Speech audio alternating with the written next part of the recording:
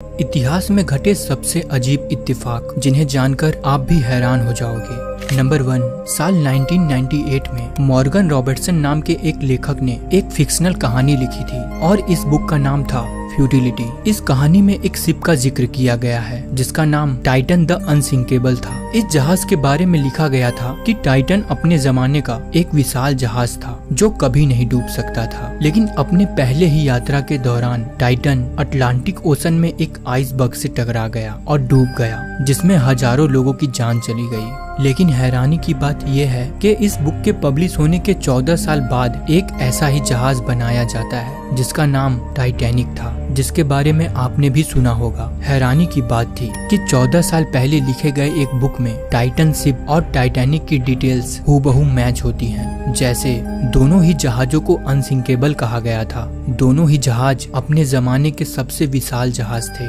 दोनों ही जहाज Atlantic ocean में अपने पहले ही यात्रा के दौरान आइसबर्ग से टकरा के डूब गए, दोनों ही जहाजों ने अप्रैल के महीने में अपनी यात्रा शुरू की थी और दोनों ही जहाजों पर 2500 पैसेंजर्स थे। क्या इतनी सारी समानताएं मात्र एक इत्तेफाक है या कुछ और जो हमारे समझ से परे है? नंबर 2, अब्राहम लिंकन और जॉन एफ कैनेडी दोनों ही अलग अलग समय में अमेरिका के राष्ट्रपति थे और दोनों की ही हत्याएं कर दी गई थी, लेकिन इनमें काफी कुछ समानताएं थी। जैसे दोनों को ही गोली मारा गया था और गोली दोनों को ही उनके सर के पीछे लगी थी। उनकी हत्याओं के समय दोनों की ही पत्नी उनके साथ थी। दोनों की सेक्रेटरी का नाम एक दूसरे से मिलता था, जैसे जॉन के सेक्रेटरी का नाम लिंकन था और लिंकन के सेक्रेटरी का नाम जॉन था। दोनों की मौत शुक्रवार को हुई थी और दोनों के ही दोस्त का नाम बिली ग्राहम था। नंबर 3, सिम्पसन्स, जो कि एक अमेरिकन कार्टून टीवी शो था। इन्होंने साल 2000 में अपने एक एपिसोड में डोनाल्ड ट्रंप को प्रेसिडेंट बनते दिखाया था। उस टाइम ये सिर्फ लोगों के लिए एक मजाक था, लेकिन बाद में उनकी ये प्रिडिक्शन सच हो गई। इसमें सबसे बड़ी हैरानी की बात यह है कि जिस तरह सिम्पसन्स ने अपने एपिसोड में डोनाल्ड ट्रंप को प्रचार करते और प्रेसिडेंट बनते दिखाया था, ठीक वैसे ही असल जिंदगी में भी ट्रंप ने प्रचार और प्रेसिडेंट बनने की घोषणा की थी।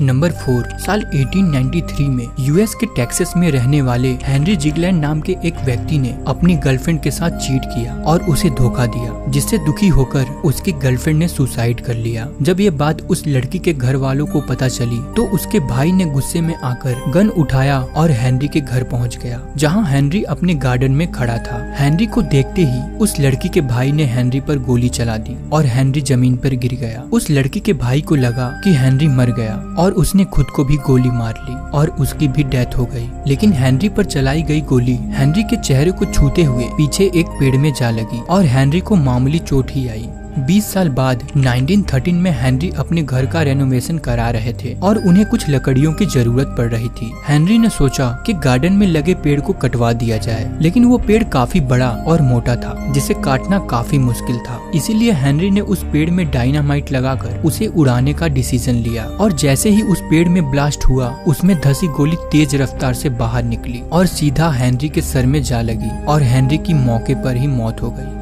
नंबर 5, इस इमेज को ध्यान से देखिए। आपको भी ये दोनों व्यक्ति एक ही लग रहे होंगे, लेकिन ऐसा नहीं है। इस तस्वीर में दिख रहे पहले व्यक्ति इन्जो फेरारी हैं, जिन्होंने फेरारी कंपनी की स्थापना की थी, और दूसरे व्यक्ति जर्मनी के एक फुटबॉलर मेसूत ओजिल हैं। इसमें सबसे बड़ी चौंकाने वाली बात यह है कि इन्जो फेरारी की मृत्यु 1988 में हुई थी और ठीक एक महीने बाद मेसूत ओजिल का जन्म हुआ था, जो कि हूबहू इन्जो फेरारी की शक्ल लेकर जन्म लिए थे। ये घटना कुछ पुनर्जन्म से भी मिलती है। नंबर 6, यूएस का हुवर डैम बनाते समय लगभग 96 वर्कर्स ने अपनी जान गंवा दी थी, लेकिन इसमें सबसे अजीब बात ये थी कि इस डैम को बनाते समय पहली मौत 20 दिसंबर 1920 को जॉर्ज ट्रेनी नाम के एक व्यक्ति की हुई थी और उसी डैम पर मरने वाला आखिरी व्यक्ति पैट्रिक ट्रेनी था, जो कि जॉर्ज का ही बेटा था और उसकी मौत भी 20 दिसंबर को ही हुई थी। Number 7, white star line ship company, जो कि एक ब्रिटिश शिप मैन्युफैक्चर कंपनी है। ये वही कंपनी है जिसने ओलंपिक और टाइटैनिक जैसे विशाल जहाज बनाए थे और इसी कंपनी में वायलेट जेसप नाम की एक महिला नर्स के तौर पर काम करती थी। व्हाइट स्टार लाइन कंपनी का पहला जहाज ओलंपिक था, जो कि उस समय का सबसे बड़ा और लग्जरियस जहाज था, लेकिन 1911 में ये जहाज एक दुर्घटना में डूब गया जिसमें सैकड़ों लोग मारे गए। उस दिन वायलेट जेसप भी इस जहाज पर थी, लेकिन उन्हें इस दुर्घटना में कुछ नहीं हुआ। वहीं अपनी दूसरी यात्रा के दौरान वायलेट टाइटैनिक शिप पर नर्स के तौर पर मौजूद थी। लेकिन जैसा कि हम सबको पता है कि टाइटैनिक अपनी पहली ही यात्रा के दौरान डूब गया था, जिसमें हजारों लोग मारे गए थे। उस समय भी वायलेट जेसप को कुछ नहीं हुआ। वो दोबारा से